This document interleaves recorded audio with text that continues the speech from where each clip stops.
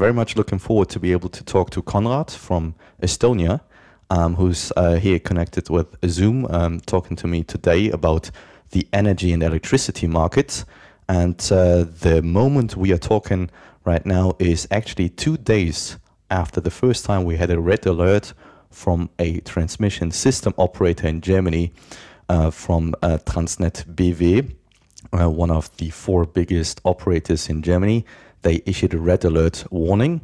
That means the system was potentially, the grid system was potentially unstable, and people were asked to consume less and reduce demand on the grid. So I don't think there could have been any better opportunity and moment in time to be able to talk to Konrad. And so, yeah, thank you. Welcome to the show. Looking forward to talk to you about the system of the electricity market and the energy market in general. And so, yeah, maybe you want to just quickly say who you are and why you, being Estonian, have a more German-sounding name than me, being half German, half French. Hi, Julian. Thank you so much for inviting me to the podcast.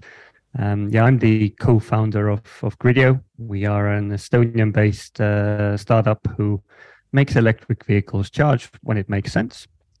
And in terms of my personal cultural background, I guess, as Estonia was part of the Hanseatic League, I think my great ancestors had some German background. Unfortunately, my German language skills are not that great. So thanks for letting me do this in Estonian. Sorry, in English even. I was going to say, please, let's not go for it. Let's not do the Estonian version. Yeah. Discussion, yeah. But yeah, and I think I have actually been, my first name was actually after Mr. Adenauer in Germany. So my father wanted to make me sound extra German for some reason. But hey, it's good to be associated, and really happy to be on this podcast speaking to the knowledgeable experts in Germany. Yeah, fascinating that you've actually named after Konrad Adenauer. I think I don't know any other person, even in Germany, that has got that history to their name attached. How cool. Konrad, of course, we're not here to talk about your name, as I alluded in the intro. We're here to talk about the electricity and energy market. And you are working as the co-founder for Gridio. Maybe you can just say a couple words about Gridio, what it is you generally do. You mentioned EVs. But like, how did it come to fruition? What's the edge of the market that you're going for?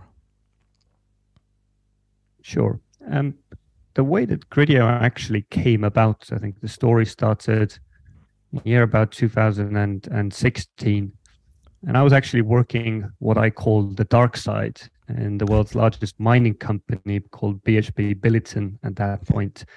That company had 2 big concerns or challenges. One was, what does the electric vehicle and generally clean revolution do to commodity demand?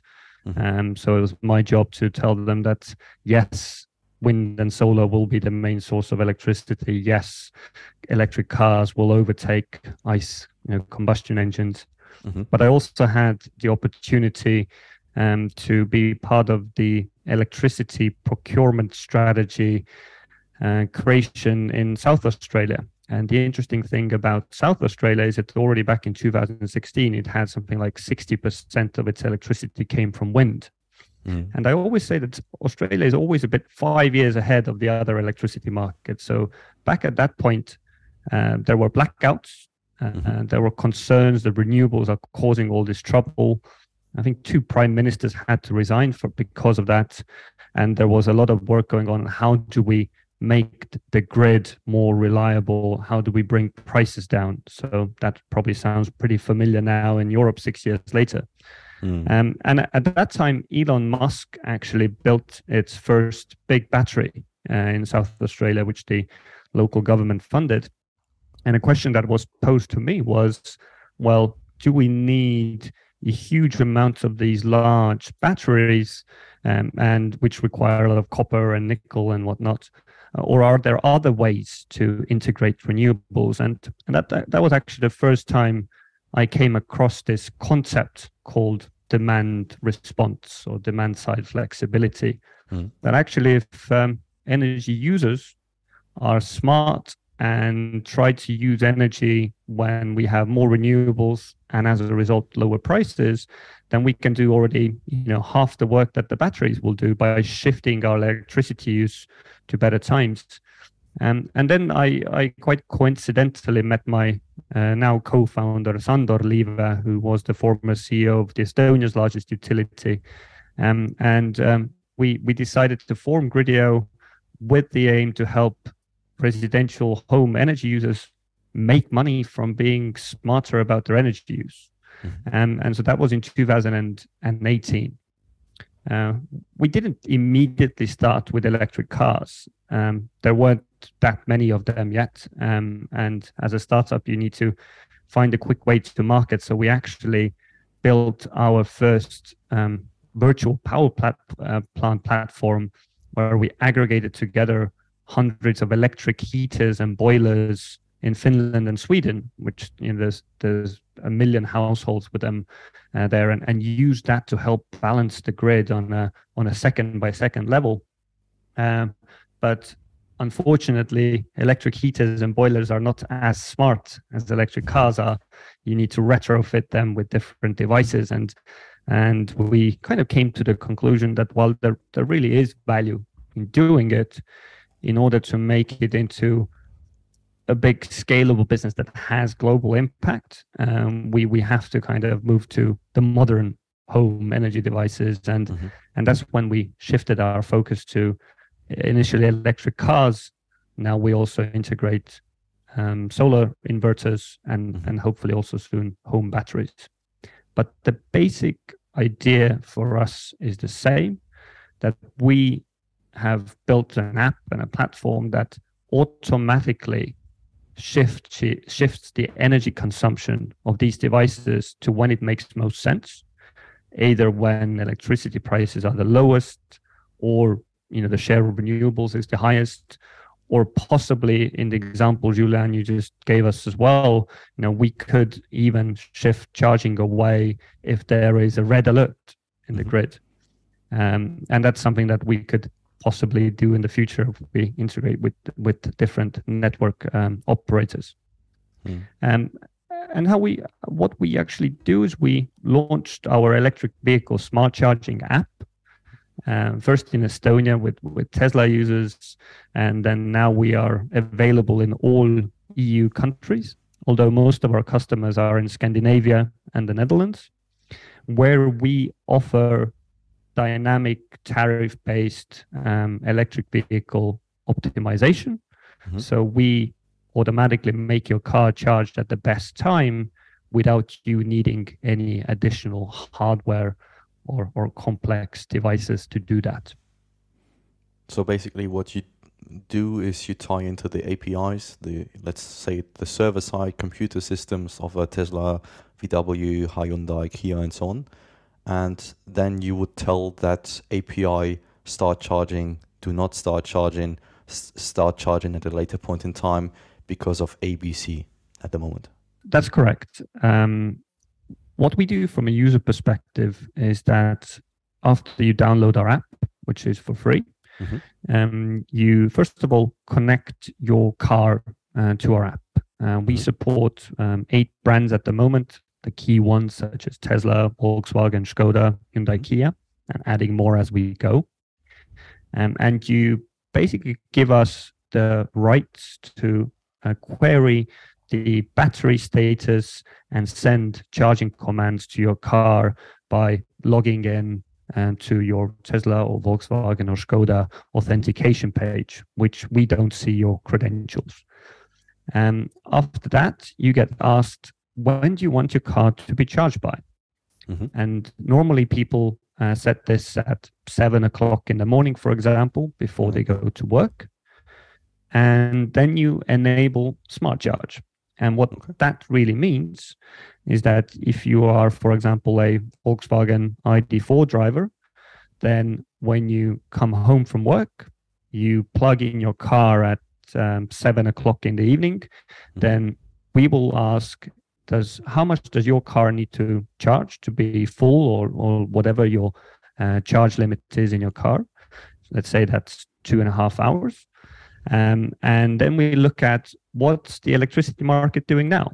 Is now a good time to charge? Usually at 7 o'clock, it's really expensive due to a lot of fossil generation. And we tell your car, stop, do not charge at the moment.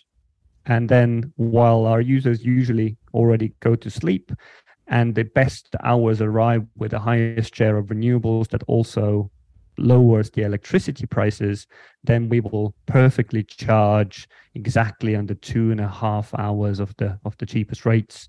So when you wake up in the morning, you have a car fully charged at the best possible time. I guess for German listeners, it's also important to differentiate between electricity tariffs now. In our markets that we are at, Nordics, Netherlands, on average, more than 50% of people are actually, who own electric cars, are on dynamic hourly electricity tariffs, which means that they get billed based on the exact hourly electricity price, for example, at 7 o'clock in the evening, rather than a fixed rate or a multi-tiered rate throughout the day. This, of course, is not very common in Germany, partly due to a low smart meter rollout. But what we are seeing across a lot of European countries is that with these old school fixed tariffs now being very high because of the energy price crisis, there is a lot more interest in people switching to these electricity tariffs that actually follow the hourly or 15-minute prices. Sure, yeah. I mean, the impact is greater if you go from, let's say, 50 cents per kilowatt hour to off-peak 20 cents per kilowatt hour than if you were to go from 25 cents to, I don't know, 20 cents, right?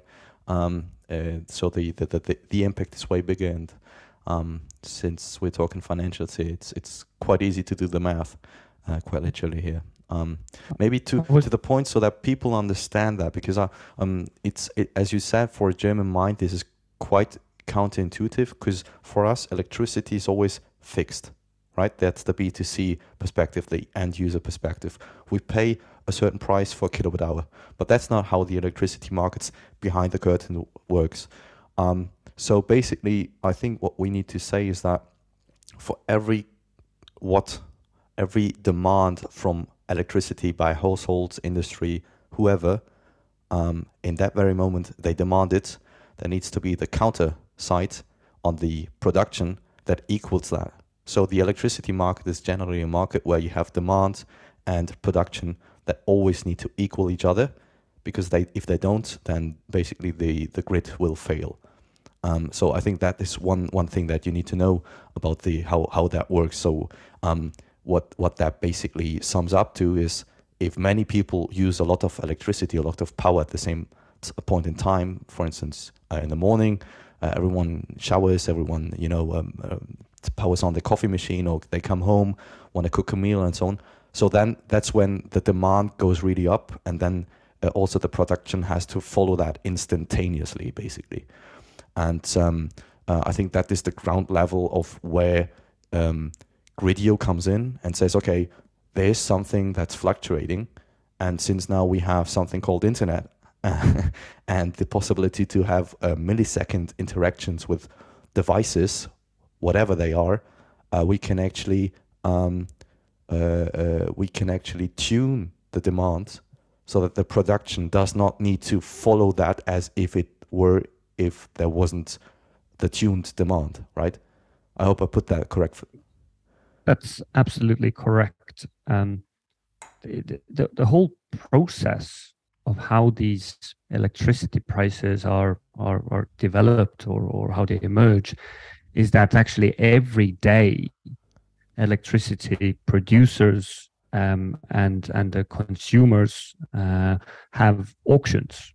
For the day ahead or for tomorrow, all the electricity sellers who have the households and industrial consumers say, hey, tomorrow at 6 o'clock in the evening, I need 60 gigawatts of electricity. At 7 o'clock, 70 gigawatts.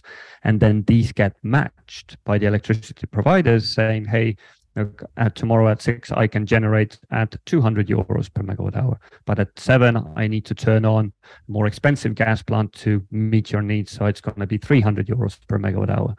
And that determines these what are called day ahead electricity prices.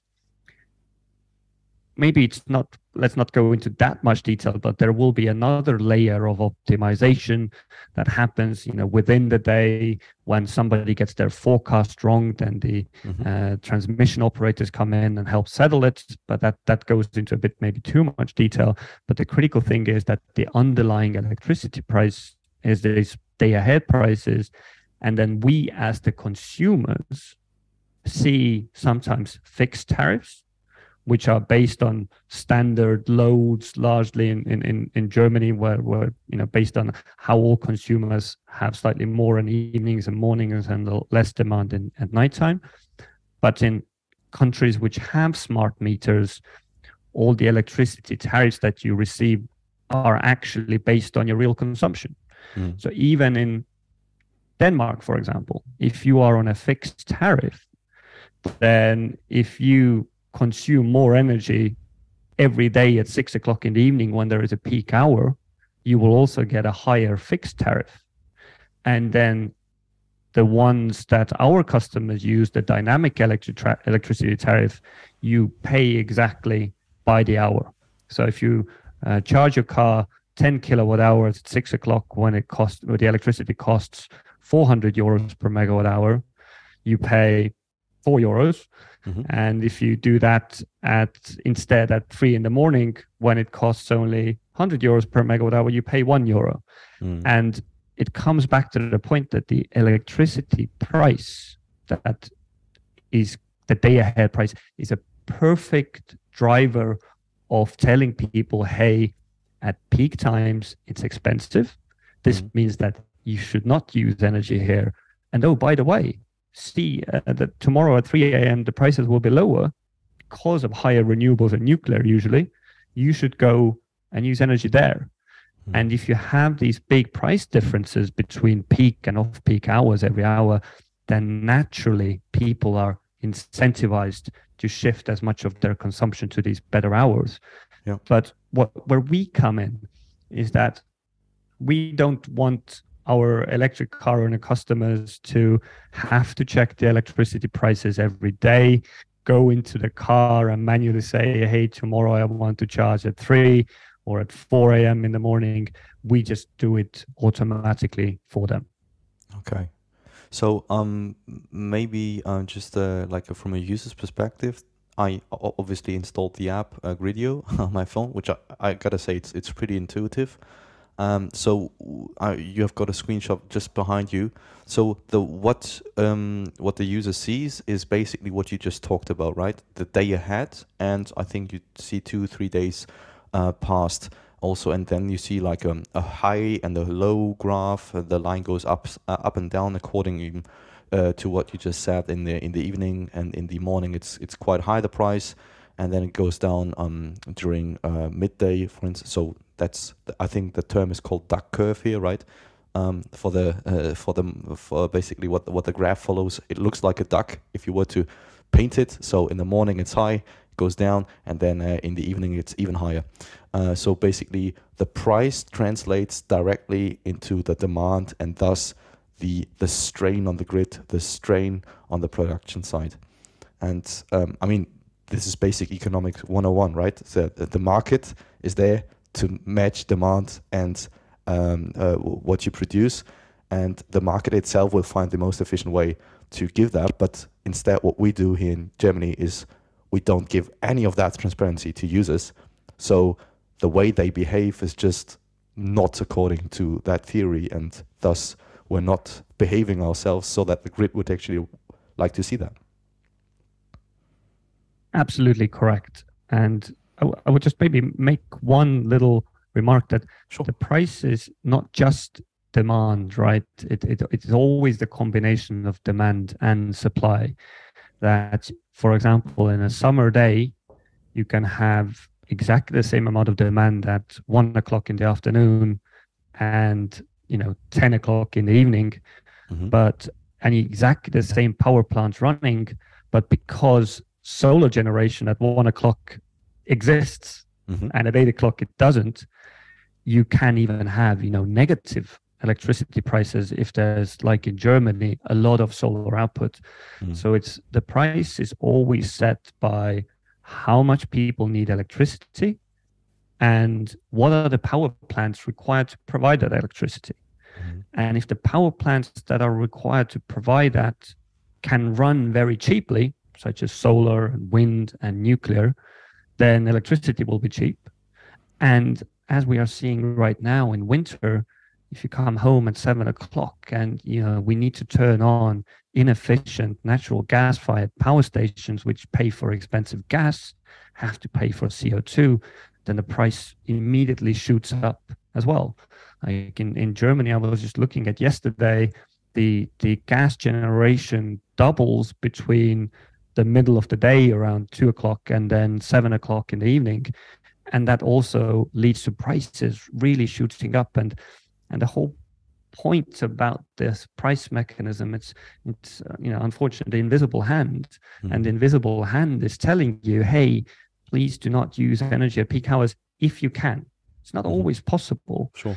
But that's why electric vehicles are, fantastic, because you normally plug them in at home, 80, 90% of the charging happens at home, and you unplug them usually 10 hours later. So you have 10 hours where you can decide when you can charge, and not only to help the grid, but it actually saves you on your energy bill as well, potentially. Yeah. So, even in Germany, it's these dynamic hour electricity tariffs are not very popular yet, but companies like Tibber, Avatar, Storm DAO already offer it, and I think they are going to get more popular. And by the way, we don't have any affiliation with them.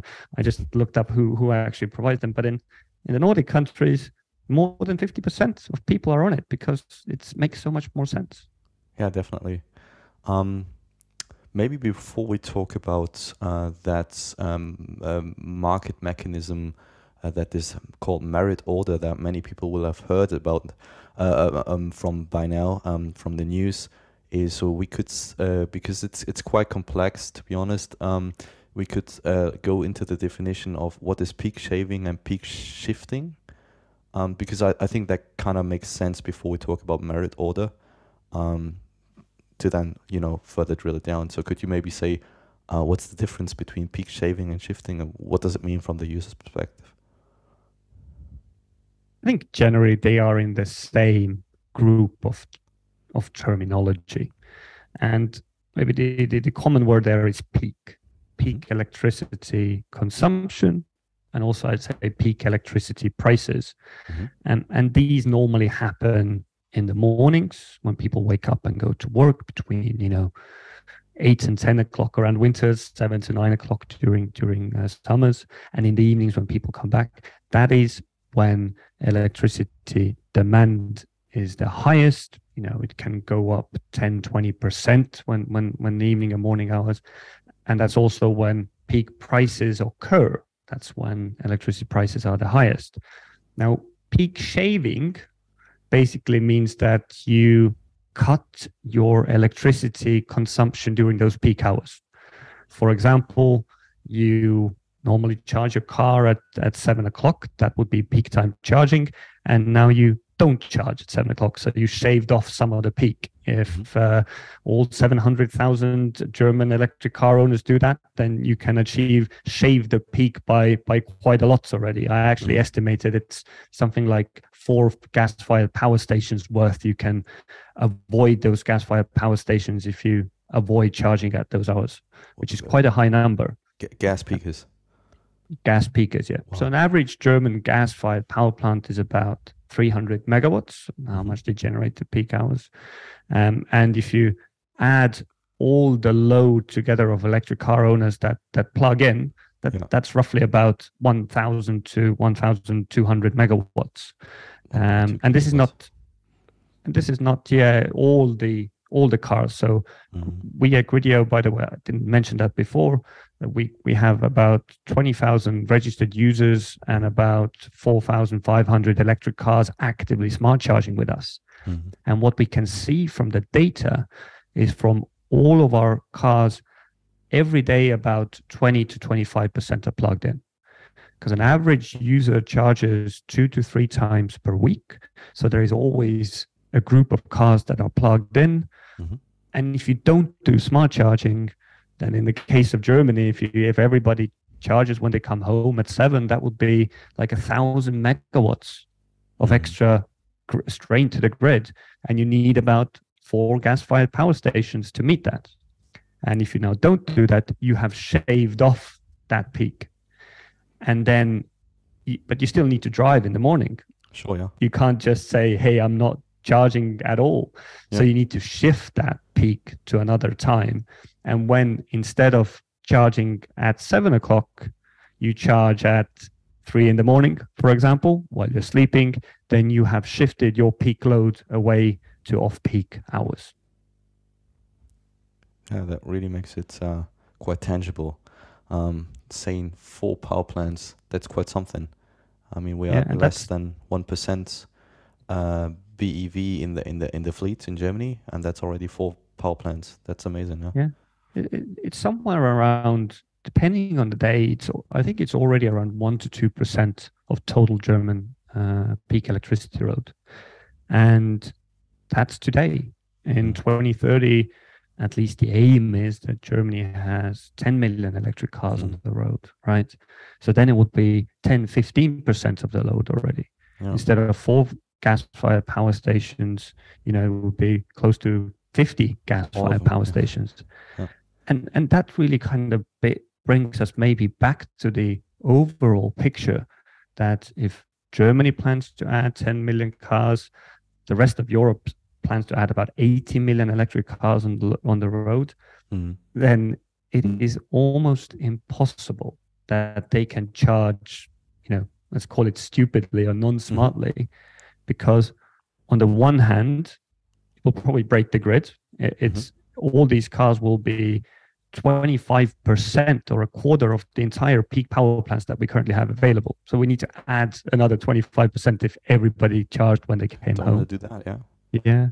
Secondly, there's a cost element, because if everybody charges at 7 o'clock, we pay for these expensive gas-fired electrons or coal-fired electrons. So there is a natural incentive to move away from these peak hours of charging. And the third element is the sustainability and the carbon side of things, because again, I was just looking at yesterday in Germany at 7 o'clock. 25% of all electricity was generated from natural gas. 25%. Wow. At 3 in the morning, it was 15%. Right? So you already have you could lower your carbon footprint yesterday by 40% already, or your gas footprint at least, which is important right now. Yeah. And with more wind being built as well, that will bring down this nighttime requirement of gas and coal generation even further. And with solar, for those who, I don't know, either work from home and can charge during the day or at weekends in particular, which are the best times to charge, you can rely a lot on that. And that's why, in our honest opinion, smart charging is an absolute must, because if we don't do it, we're going to break the grid. If we don't break the grid, we pay a lot of money. And if we pay a lot of money, we also cost the climate quite a lot. Indeed. Maybe since you said we're going to pay a lot, let's talk about merit order then. Because what it does is basically it lays the groundwork on how we pay for electricity. And to be honest, it's quite counterintuitive if you hear from it from the beginning. And nowadays, with the Russia-Ukraine war and what's going on in France with the French nuclear park, we can see the effects this kind of market has. So maybe if you care to share some thoughts on the merit order and maybe explain exactly how it works, that would be nice. I can explain how it works. Maybe explaining exactly goes too far. But look, The idea of the merit order and how it really started was, say, in the 1990s, was the idea that instead of regulators telling which power plants should run, let's make the market decide which power plants will run. Mm-hmm. And let's make them run based on who's the cheapest, has a priority, mm-hmm. and who's too expensive to generate electricity will be left out of the market. And in the best example, something that I mentioned before, it works with these day-ahead auctions. So people with electricity customers, the energy sellers say, hey, tomorrow at 5 o'clock, I need 70 gigawatts of electricity for an hour. At 6 o'clock, I need 80 gigawatts per hour.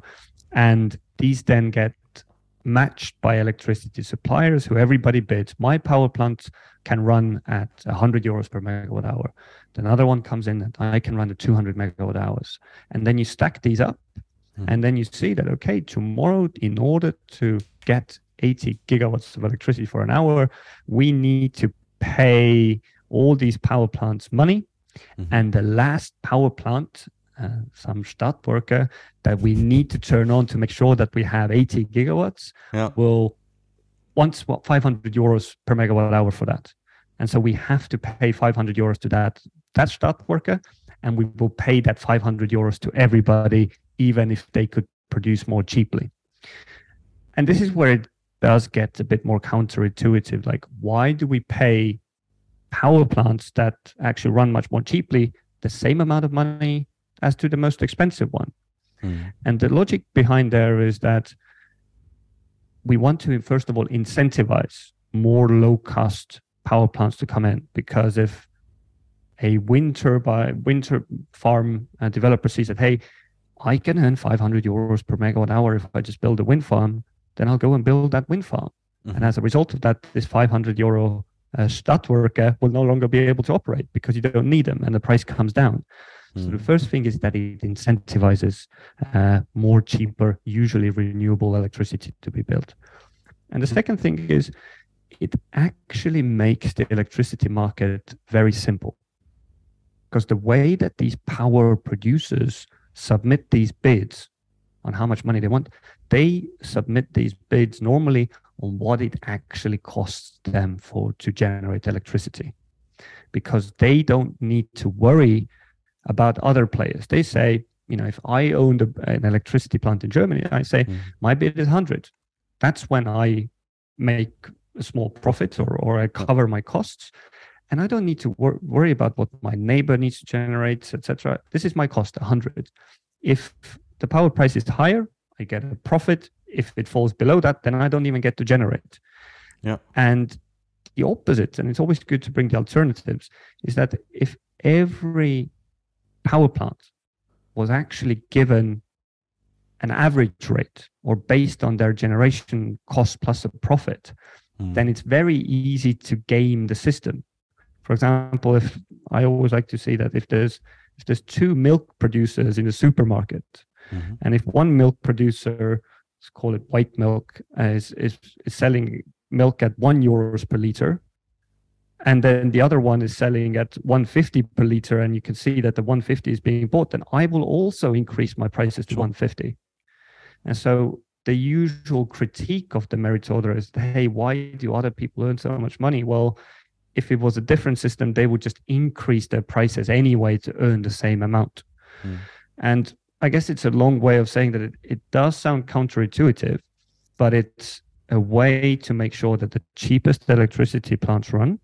It's a way to incentivize more cheap electricity producers to come online. And in the end, it's economically efficient until the system breaks. And I think right now we are quite close to, or have been quite close to, the system breaking, in a sense that we need to, the demand is so high, fuel prices are so high that all the most expensive power plants are setting the price, and the ones before that are earning abnormal profits. And this is not a normal situation. And because it's not a normal situation, that's why we've seen regulators step in and saying, hey, we put a price cap now. Some plants can earn extra profit, others can't. And I think that's a logical step, because we are in an abnormal situation. And as a result of today's sorry. prices, we will have, the gas prices will eventually fall off. More power plants will be built. Nuclear power stations in France will start operating, and things will normalize, and the system will start to make a lot more sense. But right now, it actually is a bit broken. But it's not the pricing mechanism that's broken; it's the energy policy of Europe that has broken it. Well put. Well put. Yeah, because basically what it leads to is that those power plants, those operators that run renewable energy power plants and or heavily subsidized nuclear, those are the ones that really profit from high gas prices. Because those, as you said, right, you need to go up the flights of stairs, and the last stair that you need to step on is basically the price that sets the price for the whole market. So since the last step now is 10 times higher than it used to be, the whole market price is 10 times higher than it used to be. And that leads to the situation that those that run renewable energies now make insane profits. And so you could say, well, good for them, but every consumer pays the price, and our economies pay the price. So the way many governments go about that is they shave off some of those extra profits and those luck-based profits, sometimes they're called, and give them back in a certain way to consumers as a trick in the meantime. But you would say that is the right approach to do it? I certainly agree that these are abnormal times, and as you correctly pointed out, the consumers are paying from their pockets profits that were not foreseen to be so high, that are sometimes not going to do anything maybe better in the electrical grid. So I think it's always maybe another way to think about it is that if you had a completely nationalized government-owned electrical company, and France is very close to that with EDF, then they get the abnormal profits, and hopefully they can make a decision that, hey, these were abnormal. Let's make sure that we invest in a more stable grid, for example. And it starts to make sense if privately owned companies are earning abnormal profits. They just go to dividends usually. Yeah. Or maybe over a long period of time, somebody might build a wind farm as well. Yeah. And that's the one good thing and bad thing about the electricity markets, that they're very transparent. And if the system, due to the energy policy, has gone airy, then the price is like your human pulse in the hospital that says, hey, something is really wrong, and you have to deal with it. And you bring the price down. You reduce some of the profits, because otherwise your consumers and voters will get really angry. And then you actually start dealing with the structural problems. And the structural problem is that we haven't built enough low carbon energy sources in Europe. And we've been too reliant on fossil fuels that are subject to even political price manipulation. Yeah, because that's exactly what this transparency has brought us and shown us right now. Is that we have been and are still quite heavily dependent on Russian energy supplies, and that France is almost entirely, at least on the electricity side, dependent on nuclear. And now both sides are in completely different ways falling apart, but that leads to the electricity market basically being in ruins as we knew it. And it shows us that basically the way forward cannot be based on fossil fuels, at least fossil fuels generated from fossil sources. And so my question to that would be, how would this system work in a completely renewable setup? So the basic idea to know about renewables as well, and in this merit order system, is that the plant owners should set their bids at what is the cost to generate electricity. And we know that for wind and solar, it's basically zero. If the wind blows it costs you nothing to get the turbines rolling. So if we had 100% renewable situation, which was let's say backed up by more renewables, and we didn't have any intermittency, then in theory, with this system, the price should fall to zero, maybe even negative. But if the electricity price falls to zero, then there is absolutely no incentive for anybody to generate the electricity, and even worse, to build any new power plants if they're needed. So I think the way that this system will need to operate, and the way that I see it, is that this merit order based system, maybe the EU will tweak it from some parts, but this basic system will probably prevail. And we will have periods, particularly during summer days when it's windy and sunny, when we have close to zero prices. And then in order to make sure that we have stability in the grid, either from batteries or gas-fired power plants or other power plants, then these peak time hours when we need them to generate electricity, we'll see very high prices. So we will, I think, in my opinion, we will get more volatile electricity prices because we will get much more lower prices during high renewable periods. And during peak times, these power plants need to earn a bit more because they now run less. So we will have really almost a two-tiered system operating, which is good because I think the market will send signals that when you should produce and when you should consume energy. But I think the challenging part is how do we ensure that in such a volatile system, people actually build new power stations, be it wind farms, solar farms, maybe even nuclear. And it's my opinion that you can't rely on the merit order for this. It's probably too volatile. And we probably are going to need to ensure that these government auctions continue, where we pay wind farm owners at least some guaranteed price, or have other versions of capacity mechanisms where you pay power plants just to stay online in the background in case we need it. And so it will also, in my opinion, become more two-tiered, that the merit order sets these daily prices, which will be very low in the middle of the day and the middle of the night, and probably very high in peak times. And then the electricity building or plant building will be driven more by these kind of guarantees that, hey, if you build a wind farm, you will at least get this level to cover your profit margins and have it. And I think that's probably the way that, as a big picture, will work. But I also like to, come back to Australia because that is 5 years ahead.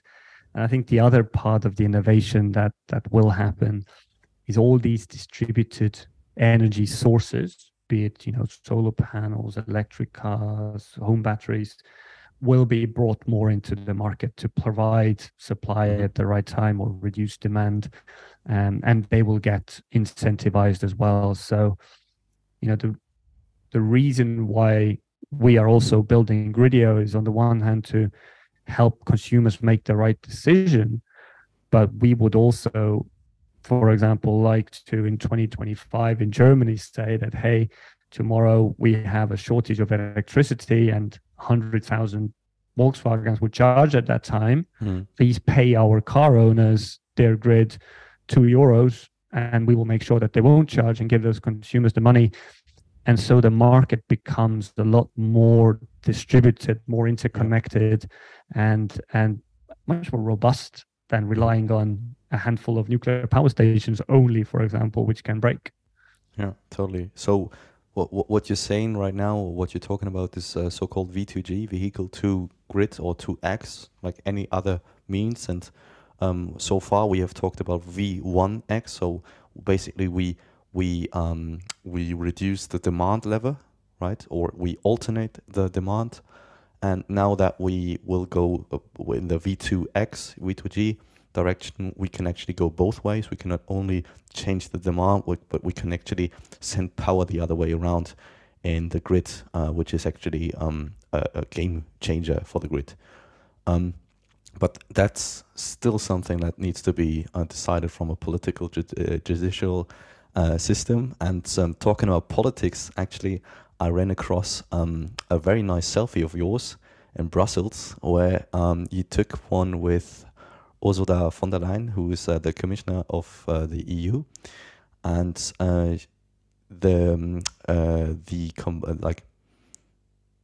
at Gridio you have something that's called Ursula Mode, which is something I stumbled across. At first I was like, what's Ursula Mode? Who is Ursula? And then I saw that selfie and I read a blog post on Gridio. I was like, okay, what you're doing right now is you are basically trying to help the EU or politics and governments achieve a goal, a political goal, that is reduce demand on gas, on Russian gas, reduce strain on the French electricity grid. And so maybe can you to basically go a little bit back to what you do at Gridio and how you work, briefly talk about Ursula Mode and how that came, and maybe talk a bit about the conversation you had with Ursula as well. Absolutely. I'm glad to see that you've been reading our blogs. Look, I'd say up until September this year, Gridio was really focused on providing smart charging, charging at the best time through our app to consumers with dynamic electricity tariffs, in the countries that I mentioned, clearly not in Germany in most cases. And then as the energy crisis evolved, then the European Commission did what we hoped they would do, but didn't really expect. They said every European nation needs to reduce electricity consumption during peak hours, which is usually 3 or 4 per day, by 5%. And by reducing peak consumption, for example, at 7 o'clock tomorrow in Germany, you lower the gas use. And if everybody does that, it also brings down electricity prices, because we don't need those 4 gas plants, for example. And so that for us was immediately a trigger, because we have the technology in the app, we have the electricity tariffs, and we said we need to help consumers get a better understanding on how to do that. On the one hand, we need to get better at even informing what are peak hours. So we put in our app, but also on this website called peakhours.eu, for every country, when do these peak hours occur when we are relying on gas-fired power stations? So that's step number 1. And step number 2 is then we created it became known internally in our team. Oh, let's call it Ursula Mode for now, and let's figure out the name later. But we created a feature that if you connect your Volkswagen, Tesla, and even in Germany to Gridio and enable Ursula Mode, then we will automatically help you avoid these peak hours. So if you come home at, say, 5 o'clock and plug in, and it is a peak hour period, which we calculate, then we'll make sure that you don't charge there if you only need your car to be ready by the morning. So if you need your car to be ready by 7 and you plug in during a peak hour, we will say, hey, do not charge right now. And as soon as the peak hour is finished, we'll start charging your car.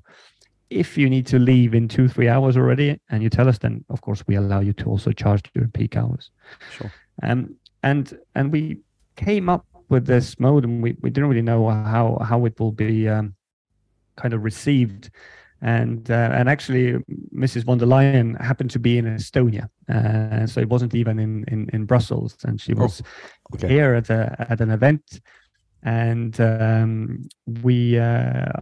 I wore my "Let's Cut the Peaks" top and went to Ursula before she was about to fly off and said, "Hey, dear Ursula, can I just get a selfie, because I think we are helping you do what you want your member states to do." And what was remarkable is that she knew who we were. It was like, "Oh, you're the guys. You're the guys." Yeah, she already knew about it, because we were doing these peak hours and tweeting about it. And then she was like, absolutely, you're doing the right thing. And then I just wanted to do a selfie, but she brought all the official photographers there, invited our prime minister to the photo as well. Wow. And then we together promised that we will help shave the peaks. And then we launched it everywhere in Europe. We have a few hundred users checking out peak hours, adding their cars to our app as well. And the reason why we do that is, again, if every country needs to reduce peak demand by only 5%, and we have estimated that electric cars, if everybody, not everybody's going to do it, but if everybody did, electric cars could already achieve half of that. So if people don't charge at peak evening hours, you can already achieve half that target. So we need to start somewhere. And in our opinion, it is much better, convenient, efficient to use electric cars that are parked at your home anyway to shift away and shave the peak and shift it overnight time. Then even, for example, telling, hey, you need to, reduce your temperature at your home with a heat pump or radiator, because people don't really like to do that. And that's why we launched it. For the countries that people have dynamic prices, you get automatic savings for that as well. I think in countries like Germany, avoiding peaks does not really give you any direct benefits. But when we've been speaking to users of electric car owners, it's remarkable how many say, hey, look, I don't need a financial incentive for this. I kind of want to help the grid. And then when we also show them the chart that says, hey, look at the share of wind and solar at 7 o'clock in the grid, and look how much higher it is at nighttime, and look that yesterday it was 25% of your electricity at 7 in the evening came from gas, and if you'd done it at nighttime, it would have been 15%. Then it kind of clicks for them and say, okay, of course, it makes so much sense. But of course, it's, this is something good that we tried to do. But in the end, we need more electricity markets to implement these dynamic tariffs. Countries like Ireland and UK have already started paying their consumers to not actually use energy at peak times. So we need a lot of this information going forward. But look, I think the crisis at least has forced people to make the first steps. That's amazing. I mean, now that Ursula is obviously your friend, are you gonna keep it called Ursula Mode then? For now, we will keep it calling Ursula Mode. However, what it really is peak hour mode. Sure. So basically, in our app, you can really do two things. If you are on dynamic price contracts, you can make sure that you hit the cheapest hours, and if you're on peak hour mode, you shift away, because I'm sure that there's not that many people in Spain, Portugal, or an average person on the street might not even know who Ursula is. So, but it was a catchy name that we included in the first It's place. a fun name, and I love a good joke. But to be on a more serious note here, what I really find amazing and astonishing is two things. There is that one, that actually with the BEV fleet penetration we have, which is 1 to 2%, I think across Europe, or I think more closer to 1% in the whole of the EU, that we already meet half of what we need to shave off. So that is an insane level, right? Yeah, there's 8 million electric cars on European roads, roughly. Based on our data, roughly 25% of them are plugged in every day. So that's 2 million cars. Not everybody charges at 10 kilowatts. Some charge, with 3 or 5 or 7 as well. Some do 22. Some do 22.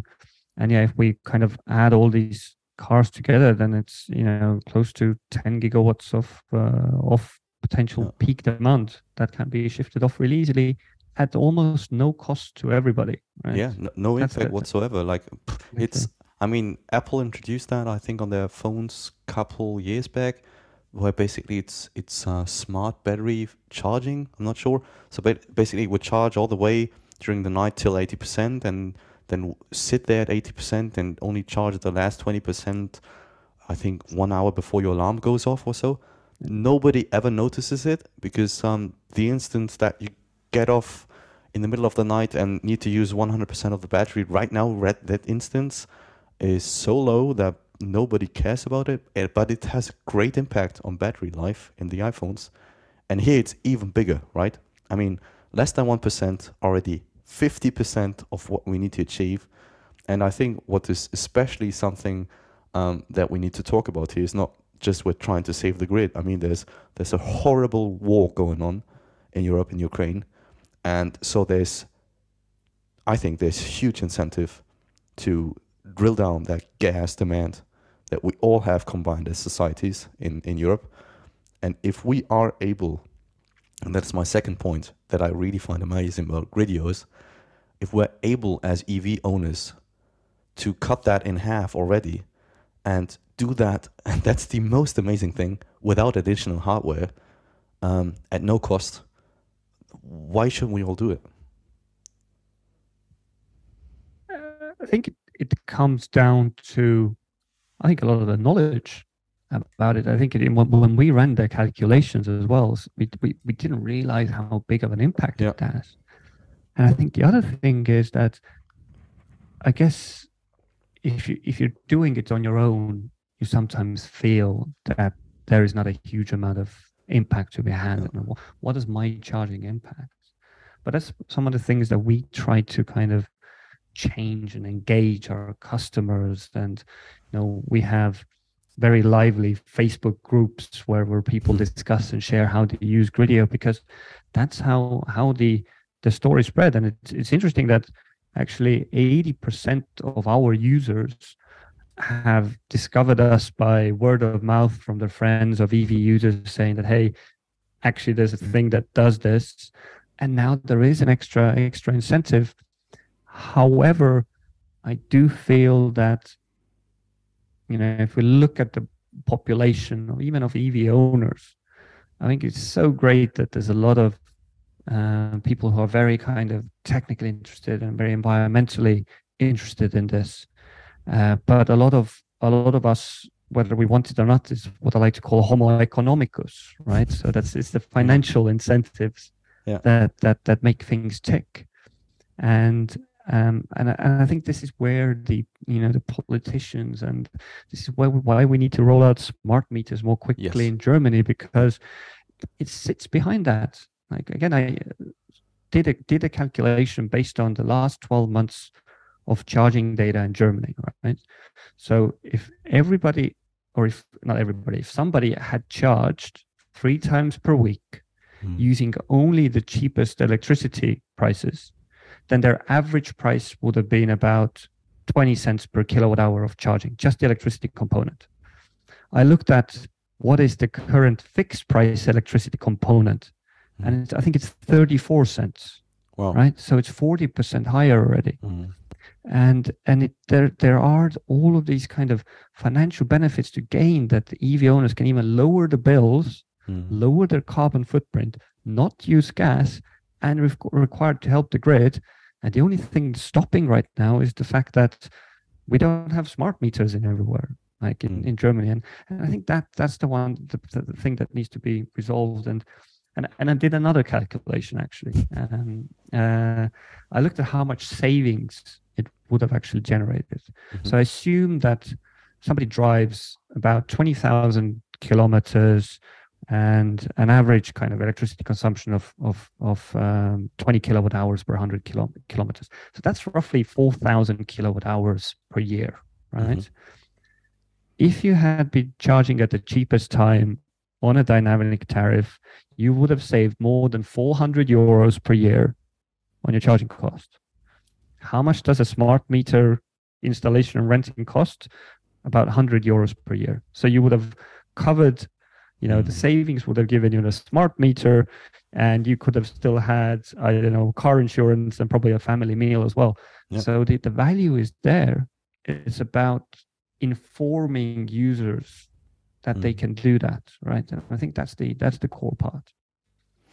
Yeah, Totally agree here. And I think what we're doing right now is hopefully to inform users. I mean, those people listening or watching right now, let's say we were to reach 10,000 of them, right? 10,000 people who haven't heard of Gridio before, who haven't heard of this being a possibility in Germany. I even wasn't aware, and I'm a geek in this market, to be honest.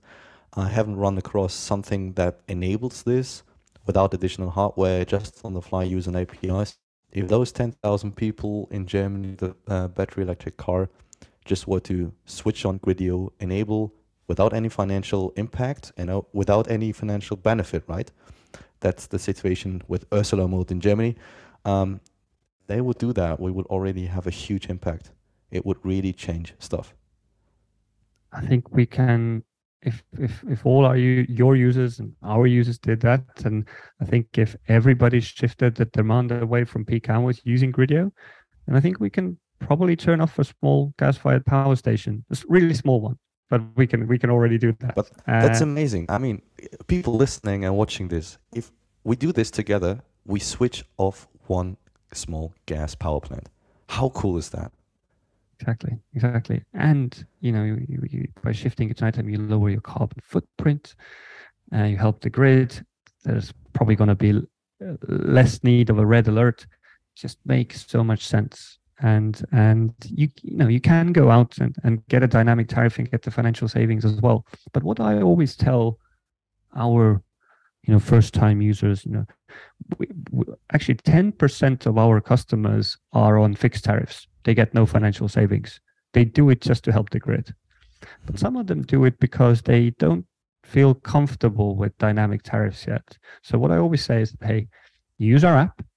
You can see what your dynamic tariff would be in there. You can still be on a fixed tariff. And you can see when your car would charge and how much savings you would make. And you can see your average charging price. You don't need to change any tariff. You don't need to install anything. You at least get a sense of what being a smart charger is. Then you can make a decision, right? And I think that's the fun thing about as well, that we try to open this up to EV users. Cool.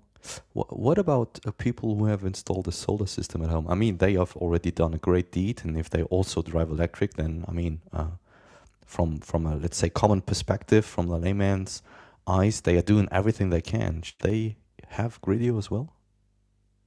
Absolutely. This is something we really got asked kind of in the beginning of the year. So we launched our solar charging feature this summer. It currently supports 4 different solar inverter brands, Fronius, Huawei. And what you can do is that after you connect your car, you can also connect your inverter. And what we want to help with is increasing your own solar consumption. So what we do is that if your car is parked at home and you are exporting solar, or you can even set a limit of how much it's exporting or producing, then we will automatically start charging your car. So what we do is we read from the inverter that how much it's producing or exporting, and then we can charge the car accordingly. Vice versa, if the sun disappears, we will stop charging your car. And as the new sunny season starts in February, we will also kind of combine it with dynamic tariffs as well. So we actually calculate whether it makes sense for you to export right now or whether it would make sense for you to charge. In Germany, I think that the solar feed-in tariffs are not very high. So there's every incentive to use as much solar as possible. And I think there will be listeners of ours as well who probably have a hardware setup as well, that they already have a wall box connected to the solar and it does it automatically. I think you should continue using that. But specifically for those who have solar on the roof and they, for example, even charge from a regular socket or a non-connected wall box, we just try to make it really easy to, over the cloud, basically connect your car, your solar data, and make the charging decisions that on the one hand, you charge when you have excess solar, and then even if you have dynamic prices as well, we will make the most of those as well. And hopefully by next summer, we have also home batteries integrated as well, because in the end, as I always say, it's all about the same logic and idea that you should use energy when it makes sense, when it's clean and green, and make sure you don't use energy when it's, Ursula hours, peak hours. Great. Maybe I just have the last set of questions here. To those that are listening, watching right now, and being like, okay, Gridio sounds awesome, but like from a user's perspective, what do I need to do? On the App Store, Play Store, I download Gridio, and then I do what? And how does it work? Yeah. So you download Gridio, Gridio. You download it. First of all, you can just open it up and select Germany, for example, and you see these German electricity prices. Now, if you want to add your car, we do ask you to sign up. We do that via mobile phone number. So you get a code, and then you have an account with us that you can always press delete and delete. And then you click on new connections, open the car list, choose your brand from there. If you don't have your brand yet, let us know. We are developing and adding more all the time, basically based on customers' votes. So the ones that are asked the most, we do that. You connect your car. You set, I want my car to be charged every morning by X or HHMM, 7 o'clock. You say if you want Gridio to be active all day. So for example, every time you plug in, you find the best time. Or you can also say, hey, I don't want Gridio to be active between 10 and 2 o'clock every day, because that's when I want to use, I don't know, the free electricity from my employer. So you can also choose that. And then you're set up. And actually for, more advanced users, you can also set other features such as, only charge my car if prices are below 150 euros per megawatt hour, or only charge my car if below 150 euros per megawatt hour, but at least have 30% in by the morning. So you can have these additional features as well that you can look up. And if you have solar panel, you add that on top. And it's for free. And I think it's always worth kind of explaining as well why it is for free. That our view is that we want to have the largest EV community connected to our platform and app, because we do see that there's value of shifting millions of electric car charging to better times.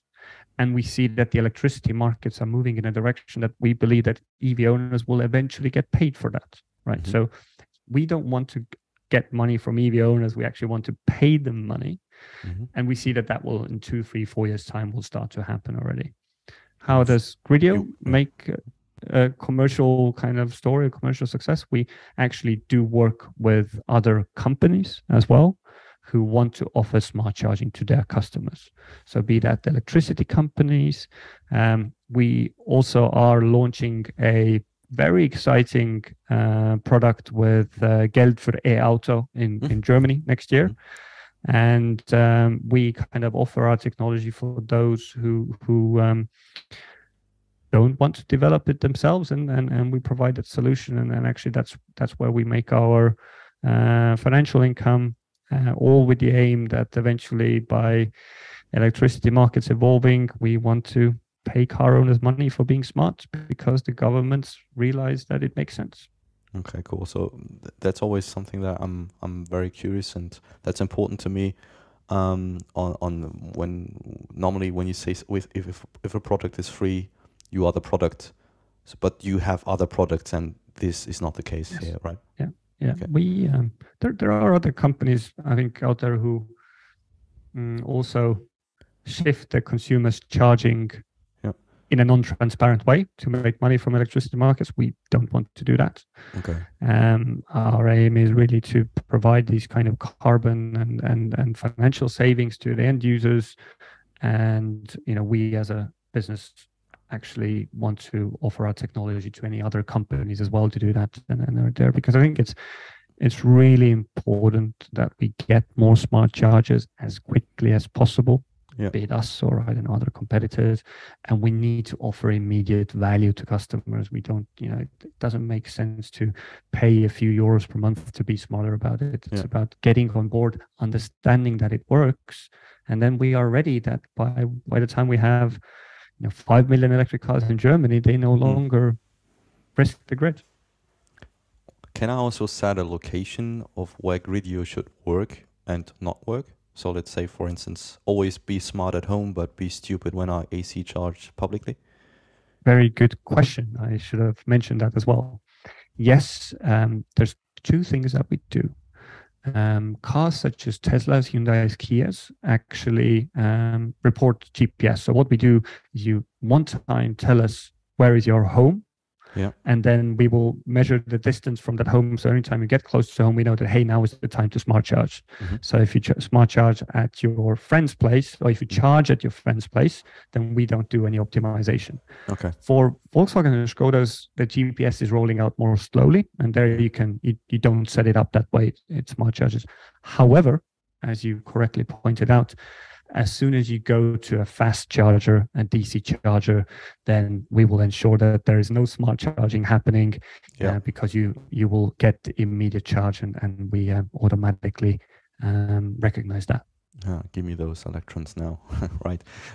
Speaking of electrons, the way you get the information is obviously through the APIs from the systems, and the way they are powered, the onboard computers, is with a 12-volt battery.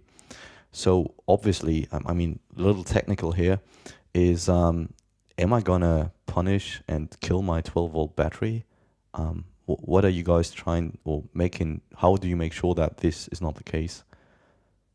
It's a very good question. And it's really, so first of all, you're not gonna punish it, but it really depends on brand to brand. And Teslas, Volkswagen, Skodas, they have very good battery management systems, so there's no issues there. But for example, Hyundais and Kias, unfortunately, I think still need to improve their battery management system. Sorry, because you're talking about the battery management system for the 12-volt battery, right? The whole battery management system that also decides when does the 12-volt battery get charged by the high voltage battery. Okay, gotcha. And the issue with the Hyundais and Kias, for example, is that especially the older versions, they only sometimes allow to charge the 12-volt battery once every 24 hours. So even it doesn't matter if it's Gridio or not, if you leave your door open for too long, and it used to be that the charging hatch, if you left that accidentally open, it drained your 12-volt battery.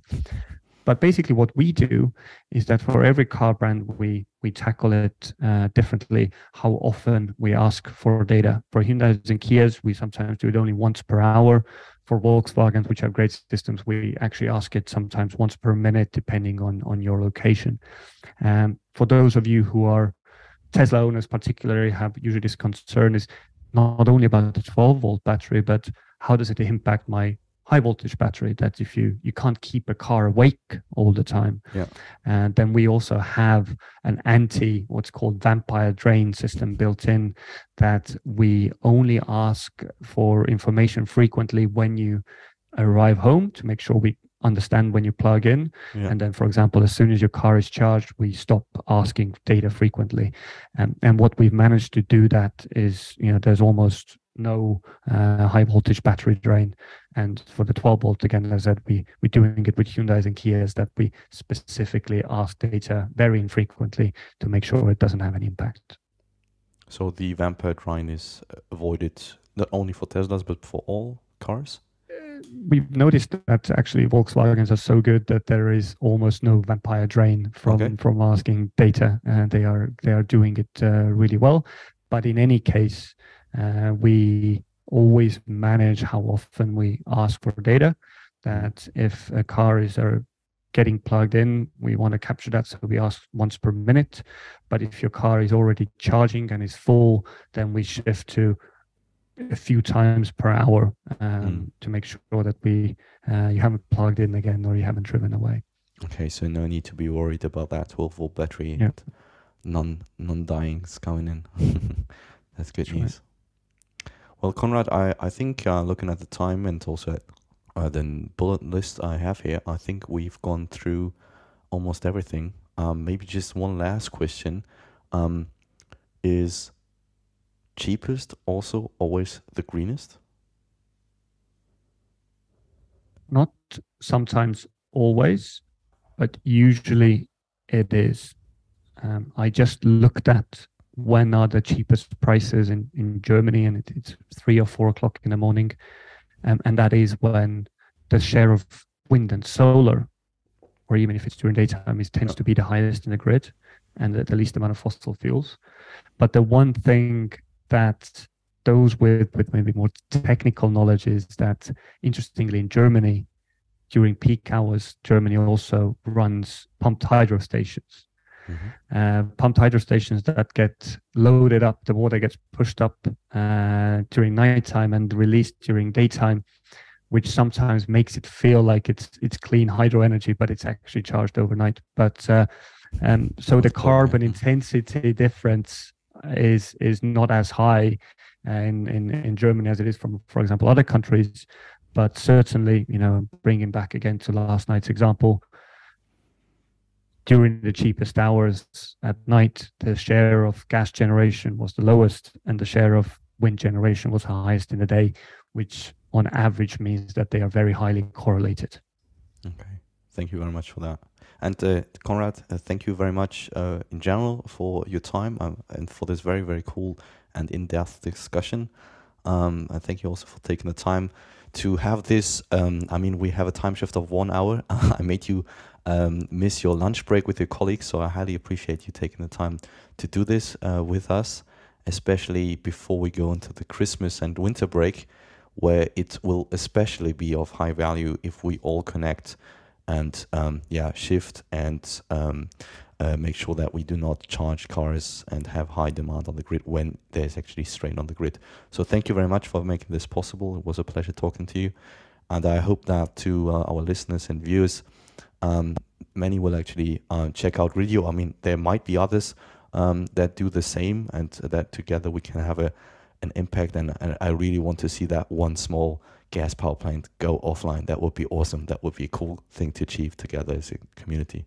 Konrad, thanks very much. I don't know how to say that in Estonian, but if there's anything else you want to say, please bring it up. If not, I would just say thanks again for having been on the show. It's been an absolute pleasure discussing with you. So, danke schön, and look forward to speaking to you again. How do you say thank you in Estonian? Aitäh. Oof, I'm going to pretend I didn't hear that. I have no way. Come again?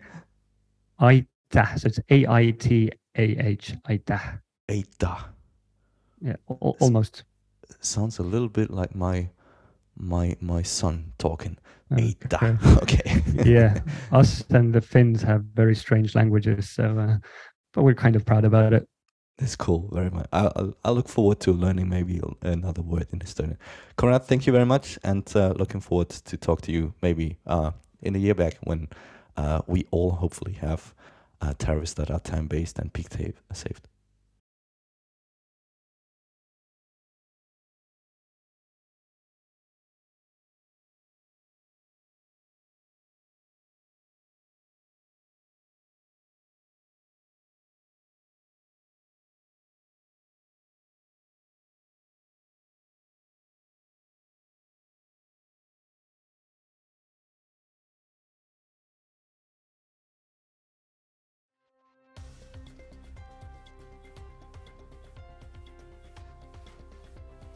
Tschüss. Danke. Bye-bye.